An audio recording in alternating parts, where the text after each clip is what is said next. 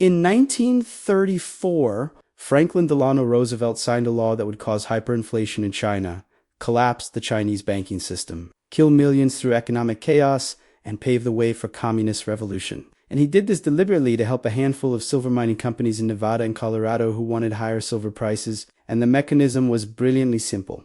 The United States government would buy massive quantities of silver at inflated prices, which would drive up the global price.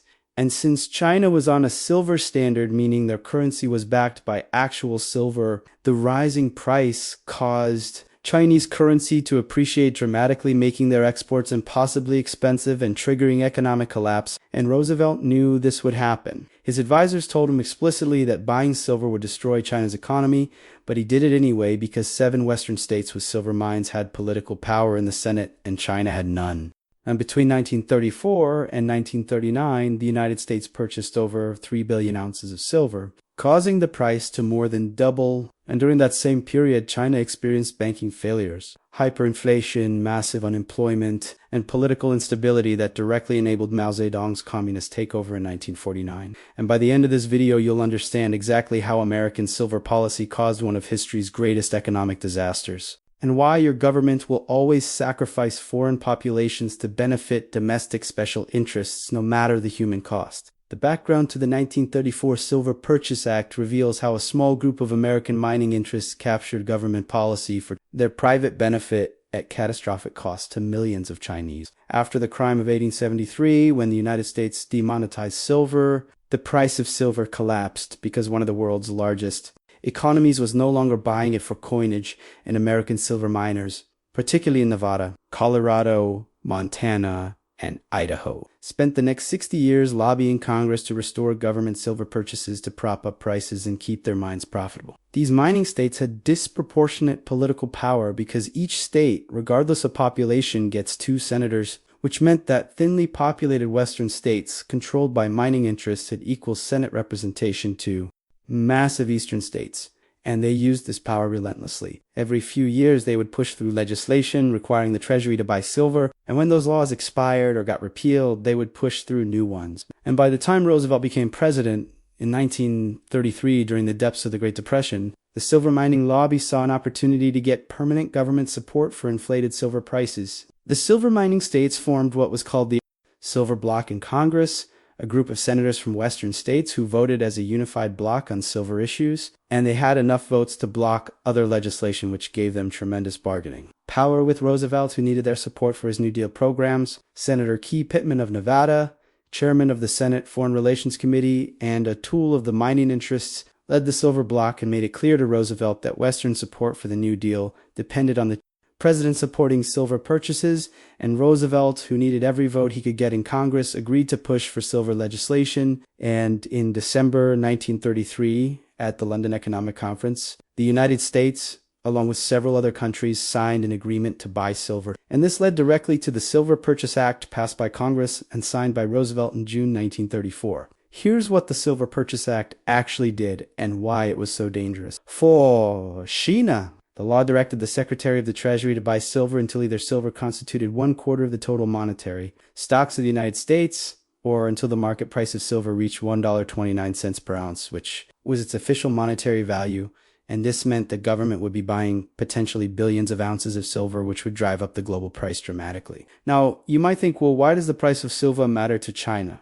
And here's where the story gets devastating. China, unlike the United States and most other major economies, was still on a silver standard in 19, which meant the Chinese dollar was directly backed by and convertible into physical silver. And when the global price of silver rises, a currency backed by silver automatically appreciates. And when your currency appreciates, your exports become more expensive and less competitive, which destroys your export economy. And China in the 1930s was a poor agricultural country that depended heavily on exports of silk, tea, and other products to earn foreign currency. And as American silver purchases drove up the price, Chinese exports became unaffordable and the economy collapsed. But here's what makes Roosevelt's decision truly criminal. He was explicitly warned by his own advisors that buying silver would destroy China's economy, and he did it anyway. Treasury officials told Roosevelt that China's silver standard made it uniquely vulnerable to silver price increases. The State Department warned that economic collapse in China could lead to political instability and potential communist takeover, and even some members of Congress who understood the situation tried to stop the silver purchases or at least exempt China from the effects. But Roosevelt and the Silver Bloc didn't care. They wanted high silver prices for American miners, and whatever happened to China was irrelevant. And this reveals something fundamental about how American foreign policy actually works. Despite rhetoric about democracy and human rights and international cooperation, when domestic special interests want something, foreign populations will be sacrificed without hesitation, and millions of Chinese would pay the price for Nevada's silver mines. The numbers tell the story of what American silver policy did to China between 1934 and 19... When the Silver Purchase Act passed, silver was trading at around 45 cents per ounce. By 1935, it had reached 65 cents. And by 1937, it briefly touched 80 cents before falling back. This increase of roughly 75% in the global silver price had catastrophic effects in China because their currency appreciated proportionally. Chinese exports became so expensive that foreign buyers stopped purchasing, silk exports collapsed, tea exports collapsed, agricultural exports collapsed, and millions of Chinese workers lost their jobs. And as unemployment soared, people couldn't afford to buy goods, which caused deflation, and business failures, which caused more unemployment in a vicious cycle. The Chinese government tried to stabilize the situation by abandoning the silver standard and nationalizing silver. But by then, the damage was done. The banking system had collapsed. Capital was fleeing the country, and the nationalist government of Chiang Kai-shek was losing control. Now, let me show you the specific mechanisms through which American silver purchases destroyed China's economy, because understanding the technical details makes the crime even clearer. China's currency, the silver dollar, contained approximately 0.72 ounces of silver, and when silver was 45 cents per ounce, each Chinese dollar contained about 32 cents worth of silver. But when the price rose to 65 cents per ounce, that same dollar now contained 47 cents worth of silver, which meant the intrinsic metal value of Chinese currency was rising. And here's the key problem.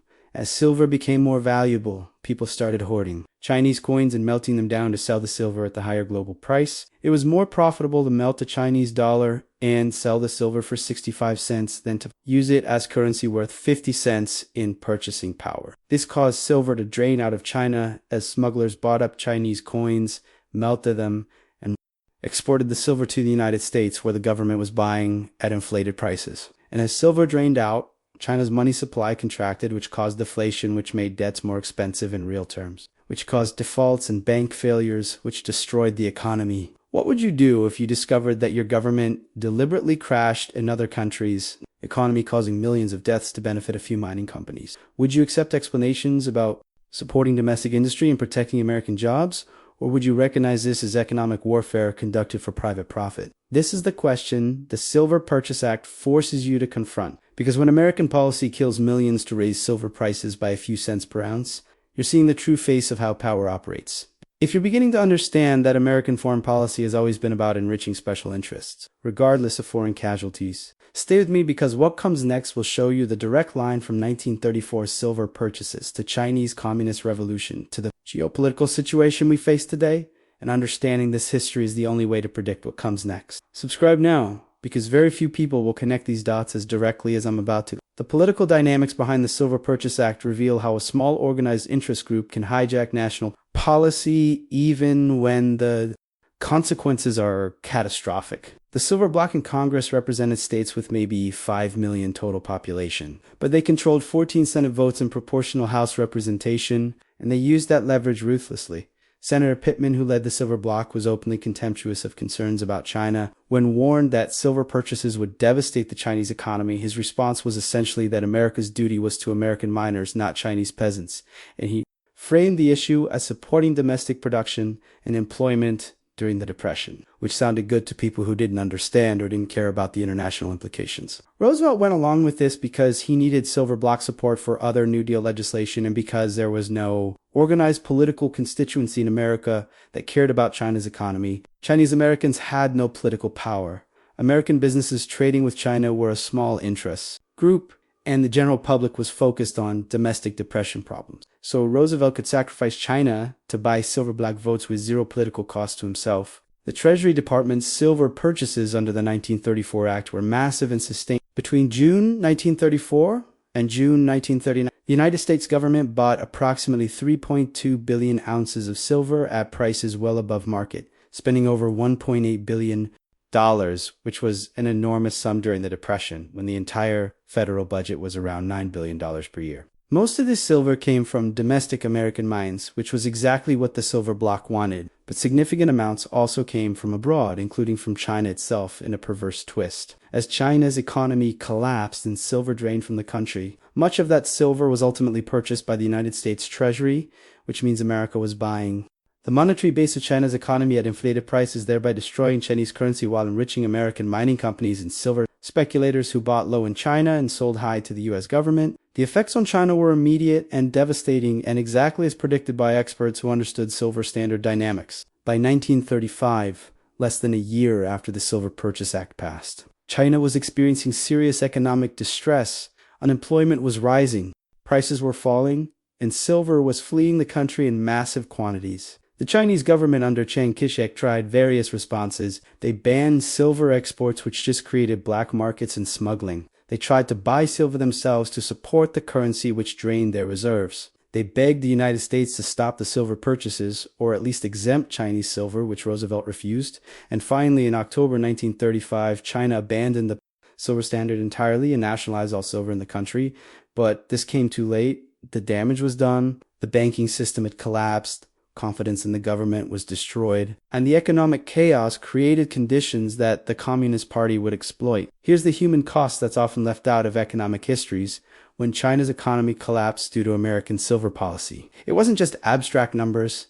It was millions of real people losing their livelihoods, their savings, their ability to feed their families. Agricultural workers who depended on silk production lost their jobs and had no alternative employment. Small businesses that relied on export trade went bankrupt. Banks failed, wiping out depositors' savings. And the resulting poverty and desperation fed into the civil war between Chiang Kai-shek's nationalists and Mao Zedong's. The economic chaos caused by American silver purchases weakened the nationalist government and strengthened the communists who promised land reform and economic justice. And while many factors contributed to the communist victory the economic devastation of the 1930s created fertile ground for revolutionary movements. And that devastation was directly caused by American policy designed to help mining companies. The parallels to modern American foreign economic policy are striking and should terrify you. Just as Roosevelt sacrificed China to benefit silver miners in 1934, modern American governments regularly use economic sanctions, trade policy,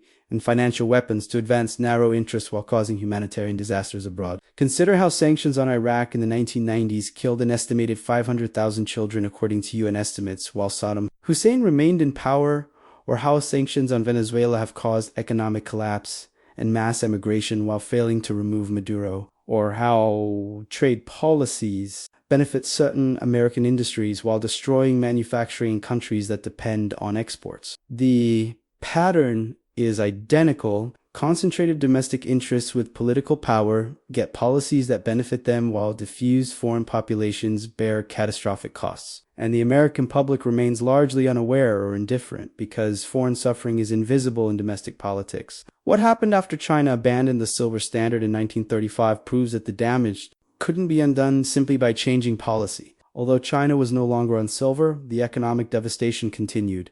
The banking system was shattered, capital had fled the country, unemployment remained high, and political instability accelerated, and the United States continued buying silver until and even after silver purchases slowed, China faced Japanese invasion starting in 1937, which made economic recovery impossible, and the combination of economic chaos from American silver policy and military devastation from Japanese invasion created the conditions for communist revolution. When Mao's forces defeated the nationalists in 1949 and established the People's Republic of China, one of the contributing factors was the economic destruction of the 1930s, which discredited the nationalist government and radicalized the population. And that economic destruction traces directly to American silver purchases, designed to benefit mining companies in Nevada. The irony is that the Silver Purchase Act failed even by its own stated goals. It never achieved 1/4 silver backing of U.S. monetary stocks, and it never pushed silver to $1.29 per ounce for more than brief moments. What it did accomplish was enriching silver miners and speculators while destroying China's economy and helping create the communist threat that America would spend the next 50 years in trillions of dollars fighting. This is the predictable result of letting special interests capture policy for private gain. You get outcomes that are catastrophic for everyone, including often for the country that implemented the policy, because creating communist China was not in America's long-term strategic interests. But the Silver Bloc didn't care about long-term strategy. They cared about silver prices in 1934, and they got what they wanted at a cost paid by millions of Chinese and eventually by American taxpayers and soldiers throughout the Cold War. The Silver Purchase Act was finally repealed in 1963 after nearly 30 years of government purchases and accumulation of silver that was mostly useless because the United States wasn't using silver as money anymore after going off the silver standard fully in the 1960s. We bought billions of ounces of silver to satisfy mining interests, destroyed China's economy in the process, and then ended up with massive stockpiles of silver we didn't need. The government eventually sold most of the silver in the 1970s and 80s, often at prices lower than what we paid for it, which means American taxpayers took losses on both ends. We overpaid to buy silver that destroyed China's economy, and then we sold that silver at a loss decades later. And the only winners were the mining companies that got inflated prices in the 1930s and the speculators who bought from the government at the bottom and sold at the top. So what's the lesson here?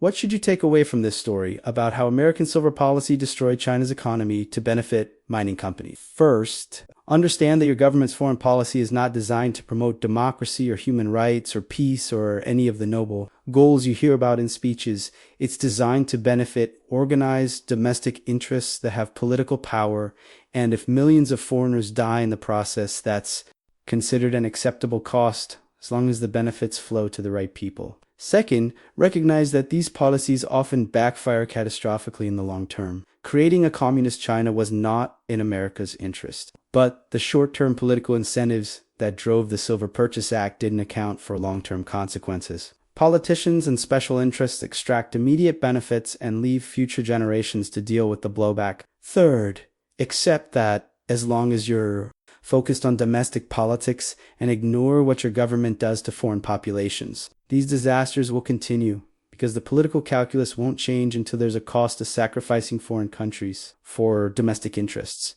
And right now, there is no cost. Here's what happened to the key players after the disaster they created. Roosevelt is remembered as a great president who led America through the Depression and World War II. His role in destroying China's economy is barely mentioned in mainstream histories.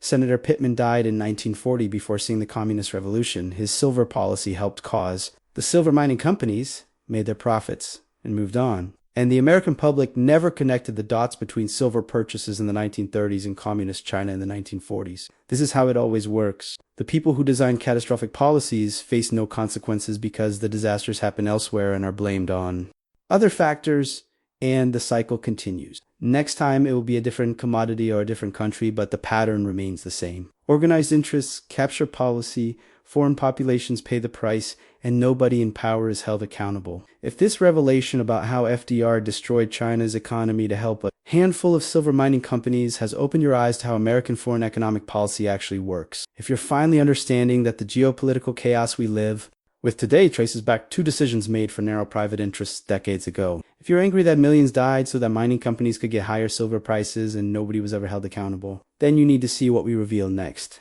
because the Silver Purchase Act of 1934 is just one example of a much larger pattern. Subscribe now and prepare to discover how American sanctions policy in the 1990s killed 500,000 Iraqi children, how World Bank and IMF policies engineered economic collapse in Argentina and other countries, how NAFTA destroyed Mexican agriculture to benefit American agriculture, how every major American foreign economic policy decision benefits concentrated domestic interests while causing disasters abroad. Because once you see the complete pattern, you'll understand that what happened to China in the 1930s wasn't an aberration or a mistake. It's the standard operating procedure of how empires work. They extract wealth and resources from periphery countries to benefit the imperial core. And your role as an American citizen is to ignore the suffering your government causes abroad while enjoying the benefits at home. And the system depends on you never making this connection. But now you have, and you can never unsee it.